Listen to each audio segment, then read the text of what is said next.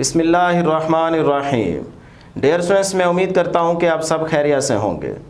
आज के इस वीडियो में हम class 10th chapter 12 geometrical optics का एक शॉर्ट सा टॉपिक डिस्कस करने जा रहे हैं, image location by lens equation.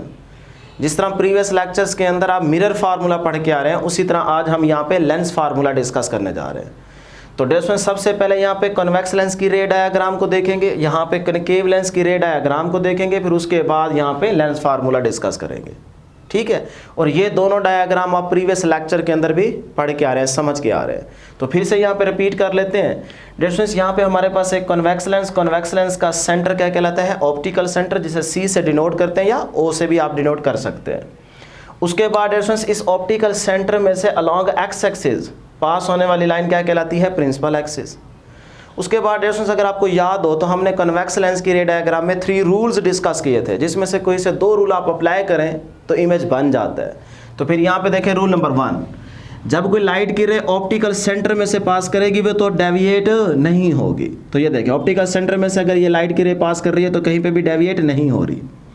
उसके बाद सेकंड रूल क्या था कि जब प्रिंसिपल एक्सिस के पैरेलल कोई लाइट की रे आएगी तो कन्वेक्स लेंस में से पास होने के बाद, यानी कि रिफ्रैक्ट होने के बाद, वो फोकस में से लाजमी गुजरेगी। तो देख सकते हैं पैरेलल आई, लेंस में से पास होने के बाद फोकस में से गुजर रही है।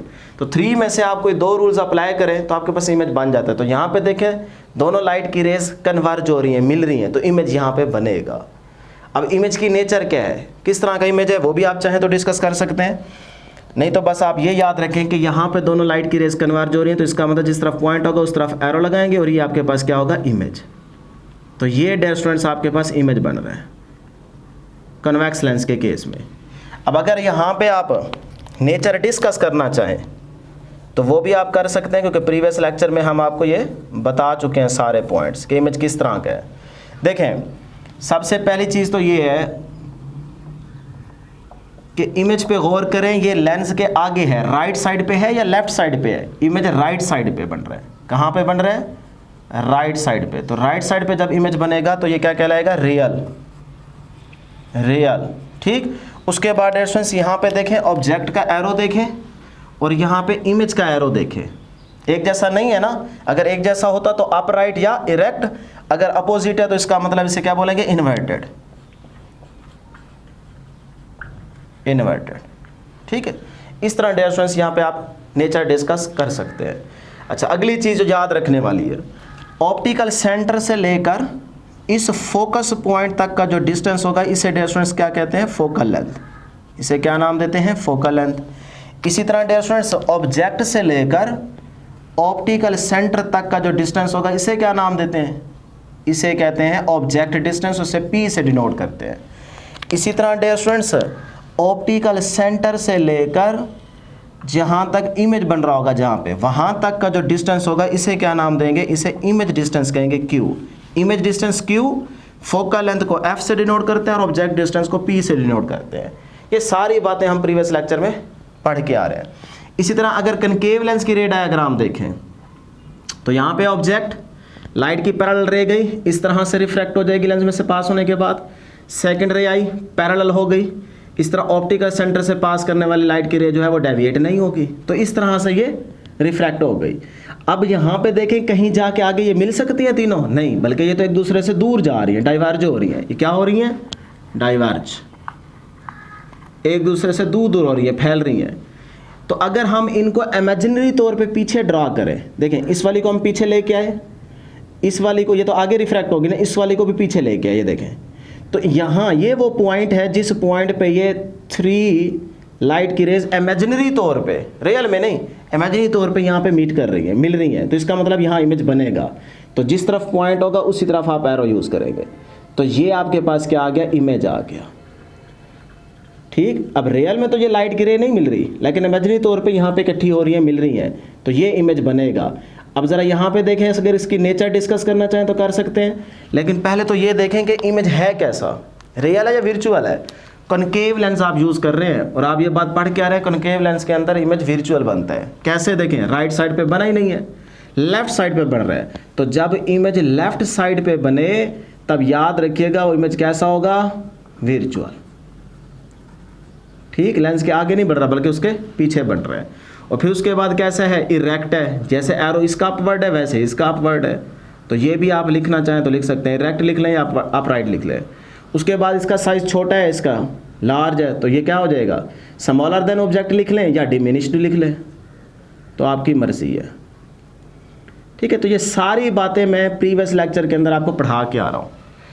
अब डियर स्टूडेंट, जो असल क्वेश्चन है वो ये है कि क्या रे डायग्राम से ही हम हर बारी बताएंगे कि फोकल लेंथ क्या है, पॉजिटिव नेगेटिव, ऑब्जेक्ट डिस्टेंस क्या है, पॉजिटिव या नेगेटिव, और इमेज डिस्टेंस जो है यानी कि क्यू, ये कब पॉजिटिव और कब नेगेटिव, क्या हर बारी रे डायग्राम बना के बताते रहेंगे कि इमेज डिस्टेंस कहाँ से कहाँ तक है और ये किस तरह का है, पॉजिटिव या नेगेटिव? नहीं डियर स्टूडेंट्स, हम रे डायग्राम से भी बता सकते हैं। ये सारी चीज़ें जो भी हमने डिस्कस की ये रे डायग्राम से तो की हैं, लेकिन हमारे पास एक ऐसा फार्मूला भी होना चाहिए जिस फार्मूले से हम इन तमाम क्वेश्चंस के आंसर दे सकें कि एफ पॉजिटिव कब होगा, नेगेटिव कब होगा, रे डायग्राम ड्रा ना करनी पड़े, बस लेंस को देख के आप बता दें पी कब पॉजिटिव होगा, कब नेगेटिव होगा, क्यू कब पॉजिटिव होगा, कब नेगेटिव होगा। इन सारे क्वेश्चंस के आंसर यहाँ से तो मिल गए, लेकिन कोई एक ऐसा फार्मूला होना चाहिए जिससे हम ये तमाम क्वेश्चंस के आंसर दे सकें, तो फिर उसी फार्मूले को कहते हैं लेंस इक्वेशन या लेंस फार्मूला। अब वो फार्मूला क्या है जिससे हम इन तमाम क्वेश्चंस के आंसर देंगे, वो यहाँ पे डिस्कस करते हैं। बिल्कुल उसी तरह का फार्मूला है जैसे मिरर फार्मूला था। तो सबसे पहले डेफिनेशन देखें, लेंस इक्वेशन या लेंस फार्मूला है क्या? The relationship between object and image, distance from the lens in terms of the focal length of the lens. यानी कि एक तरह से मैं कह सकता हूँ दो चीज़ों का रिलेशनशिप है, इमेज और object, in terms of the focal length. या फिर आप इसको आसान यूँ समझ सकते हैं कि थ्री फैक्टर्स का ये रिलेशनशिप है। Number 1 object distance, number 2 image distance और नंबर 3 क्या चीज़ आ रही है, फोकल लेंथ। तो इन तीन चीज़ों का रिलेशनशिप है, ये भी आप कह सकते हैं। तो फिर वो क्या है फार्मूला, इसको आप ऐसे ही याद रखेंगे, ठीक है, इसका कोई प्रूफ करने की ज़रूरत नहीं है, इसको रट्टा लगा लें। 1/f is equal to 1/p plus 1/q, ये है लेंस इक्वेशन।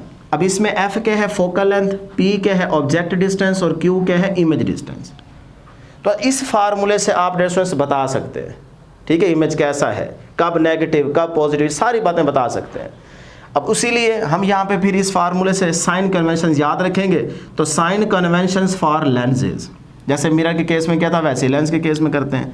सबसे पहले quantity, object distance p, image distance को q से डिनोट किया हुआ है, और तीसरे नंबर पे क्या क्वांटिटी है जी, फोकल लेंथ f। अब देखते हैं नंबर 1 ऑब्जेक्ट डिस्टेंस पॉजिटिव कब होगा। पहला क्वेश्चन कि ऑब्जेक्ट डिस्टेंस जो p है ये पॉजिटिव कब होगा, जब ऑब्जेक्ट क्या होगा, रियल में होगा। तो ऑब्जेक्ट यहाँ पे रियल में मौजूद है ना, तो इसका मतलब ये क्या होगा, पॉजिटिव। तो ऑब्जेक्ट डिस्टेंस कब पॉजिटिव होगा, जब आप रियल ऑब्जेक्ट यूज करेंगे, रियल ऑब्जेक्ट होगा और उसे p से डिनोट करते हैं। जब ऑब्जेक्ट रियल में होगा तब p क्या होगा, पॉजिटिव होगा, ठीक। अच्छा, उसके बाद p नेगेटिव कब होगा, देखिए p नेगेटिव कब होगा, याद रखिएगा जब ऑब्जेक्ट वर्चुअल होगा, जब ऑब्जेक्ट वर्चुअल होगा। अब रियल कब होगा और वर्चुअल कब होगा, इसकी निशानी भी याद रख लें।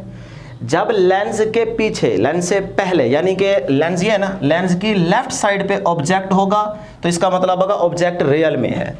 रियल ऑब्जेक्ट का क्या मतलब है कि लेंस से लेफ्ट साइड पे ऑब्जेक्ट को होना चाहिए। अब ये ऑब्जेक्ट रियल में है तब p पॉजिटिव होगा। और वर्चुअल ऑब्जेक्ट का क्या मतलब है, लेंस से आगे यानी कि राइट साइड पे अगर आपका ऑब्जेक्ट प्लेस किया गया तो फिर इसका मतलब होगा ऑब्जेक्ट वर्चुअल है। क्लियर। उसके बाद देखते हैं इमेज डिस्टेंस q कब पॉजिटिव होगा। इमेज डिस्टेंस q कब पॉजिटिव होगा, जब सोचें ज़रा, देखें ये क्या कह रहा है, q पॉजिटिव कब होगा, कब होगा q क्या है, इमेज डिस्टेंस, ये कब पॉजिटिव होगा, जब इमेज रियल बनेगा। क्या बनेगा, रियल इमेज बनेगा। जब रियल इमेज बनेगा तब डिस्टेंस q क्या होगा, पॉजिटिव होगा।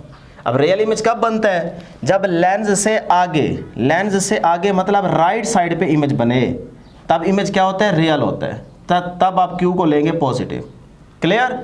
उसके बाद इमेज डिस्टेंस q नेगेटिव कब होगा, नेगेटिव कब होगा, जब वर्चुअल इमेज बनेगा, जब वर्चुअल इमेज बनेगा तब Q नेगेटिव होगा। अब वर्चुअल इमेज कहाँ पे बनता है? राइट साइड पे नहीं, बल्कि लेंस की लेफ्ट साइड पे, लेंस से पीछे समझ लें।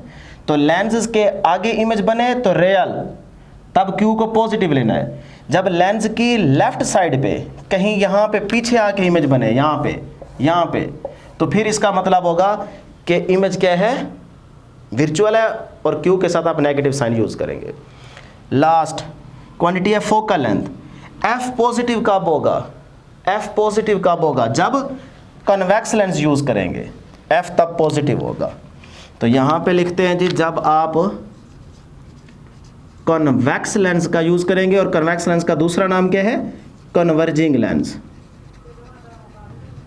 Converging lens. जब आप कन्वर्जिंग लेंस या कन्वेक्स लेंस यूज करेंगे तब फोकल लेंथ F क्या लेंगे आप? पॉजिटिव। तो F पॉजिटिव होगी।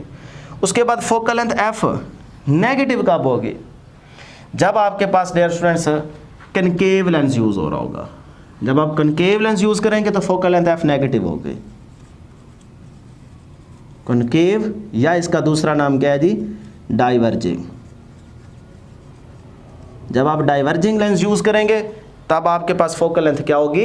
नेगेटिव। अब देखें, सिर्फ ये वाला लेंस आपके सामने रखा हो तो आपसे पूछा जाएगा फोकल लेंथ क्या होगी, तो क्या कहेंगे आप? कनकेव लेंस में फोकल लेंथ क्या होती है? नेगेटिव। सही है। इसी तरह यहाँ पे कन्वेक्स लेंस की फोकल लेंथ पूछ ली जाए तो फिर क्या होगी? पॉजिटिव। तो फिर इस टेबल को आपने याद रखना है, और ये आपके पास लेंस फार्मूला है। तो छोटा सा टॉपिक था, यही आज का हमारे पास टॉपिक था। मैं उम्मीद करता हूँ कि आपको ज़रूर समझ आई होगी। आज के लिए इतना ही, दुआओं में ज़रूर याद रखिएगा। अल्लाह हाफिज़।